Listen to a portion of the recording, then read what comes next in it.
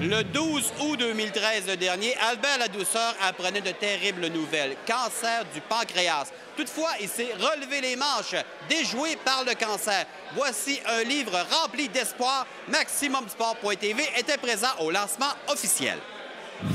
C'est avec beaucoup d'émotion, mais bien entouré de sa famille et de ses amis, que le journaliste Albert Ladouceur procéda au lancement d'un ouvrage racontant un beau mélange de son passé, mais combiné avec l'expérience vécue depuis qu'il a appris la présence de la maladie. C'est la folie furieuse. Je me sens dévasté dans le bon sens, emballé, survolté, je ne sais pas quel mot employer. Parce qu'il y a eu avant ça l'accueil princier à l'Hôtel de Ville de Québec avec le maire Labaume, le conseil municipal. On m'a fait un très bel honneur. Ce soir, quand je regarde la salle ici et tous les gens présents, je me rends compte que j'ai une machine de guerre derrière moi qui s'appelle les Éditions de l'Homme. Et ça paraît dans les résultats. Mais s'il y avait un mot qui résumait tout ça, Fred, Éric, c'est heureux. Qu'est-ce qu'on retrouve à l'intérieur de ton livre?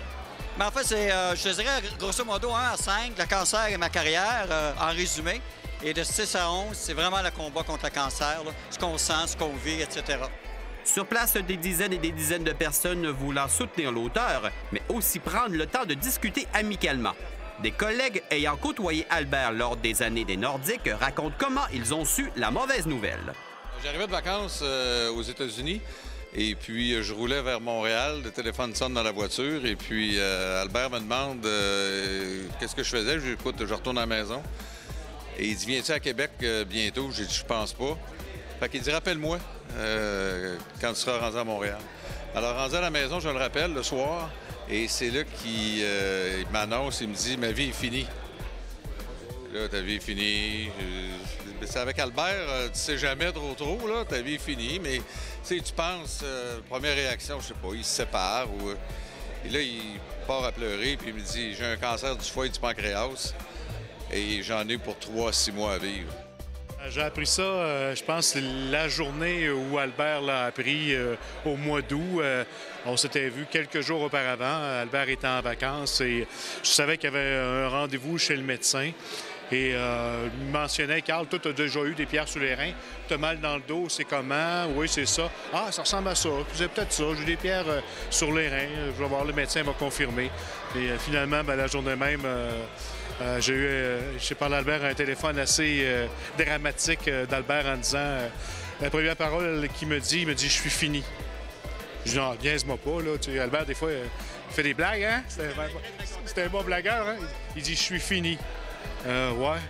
Ça a été. Il y a eu comme un blanc sur la ligne, là. Je suis descendu à Québec, ça c'était un jeudi, je pense, le 13 ou le 14 août, là, dans ce coin-là. Et je suis descendu à Québec la semaine suivante. On est allé manger sur Grande Allée. Je me souviens, il faisait très, très beau. Il y avait Charles Perrault qui était là. Il y avait Hélène Fouquet, puis il y avait Gilles Morin. Et puis là, évidemment, c'est la première fois qu'on rencontrait Albert depuis qu'il nous avait annoncé la nouvelle. Tu sais, c'est toujours la question, là, qu'est-ce qu'on dit quand on va le voir? Tu dis pas comment ça va, là. Il vient t'annoncer une semaine avant, il t'a annoncé qu'il en a pour 3 à 6 mois à vivre. Mais finalement, au fur et à mesure que là, les jours et les semaines ont passé, Albert a quand même eu un excellent moral. Il a toujours eu un excellent moral. Et moi, c'est la deuxième personne que je connais qui est atteinte d'un cancer et qui réussit à faire des blagues avec son cancer. Nouvellement réélu dans le comté de Chauveau, Gérard Deltel voulait répondre présent à l'invitation.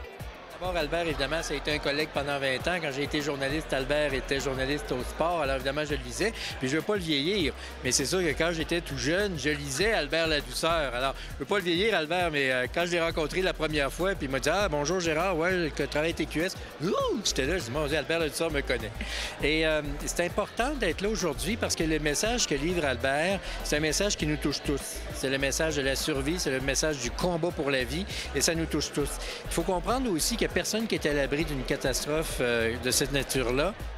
De plus, ce lancement devient un beau moment où l'on reprend contact avec de vieilles connaissances. On a commencé en même temps lorsque nous avions 16 ans au Montréal Matin. Ça a été mes premiers pas dans le monde du journalisme. Albert, lui, avait déjà un peu plus de seniorité que moi. Lui, était vraiment un journaliste qui allait à l'extérieur. Mais on s'est connus là. Et par la suite, on s'est toujours suivis, même si on n'était pas des amis intimes. Lui, il est arrivé à Québec pour s'installer d'une façon définitive. Moi, j'ai fait un détour vers Chicoutimi, où j'ai été 15 ans au Saguenay-Lac-Saint-Jean, autant au Journal Le Quotidien qu'à CKRS Radio et Télévision, avant d'arriver à CJRP à Québec, au début des années 90. Certains auteurs prennent un temps fou pour écrire. Le natif de Montréal, mais résident de Québec depuis les années 70, explique le travail accompli et ce, en 4 mois seulement. En fait, c'est ces gens-là qui prennent un an ou du temps, c'est des gens qui écrivent des romans ou des œuvres vraiment importantes. Dans le cas d'un livre témoignage, c'est beaucoup les émotions, les sentiments. Alors, on écrit lorsqu'on les ressent. C'est quand même pas un volume de 400 pages, c'est 192. Alors, c'est possible, et comme j'avais beaucoup de temps libre à ce moment-là, c'est possible de remplir la commande si on a une formation quelconque en écriture. Mais 40 ans de journaliste, ça l'aide un peu aussi. C'est différent que d'écrire des textes sur les Nordiques ou encore une chronique. C'est pas du tout la même chose, surtout que le sujet est assez lamentable. C'est pas une nouvelle heureuse, mais c'est une nouvelle qui est quand même inspirante. Déjoué par le cancer se veut un bel hommage à la vie, mais il y a plus. Que ce soit un livre de référence, les gens qui ont des difficultés avec le cancer, en le lisant, qui se reconnaissent dans ce livre-là, et peut-être ça pourrait les aider à expliquer comment ils vivent leur maladie à des proches. Un livre d'espoir offrant une nouvelle vision du combat contre la maladie. Ne lâche pas, Albert.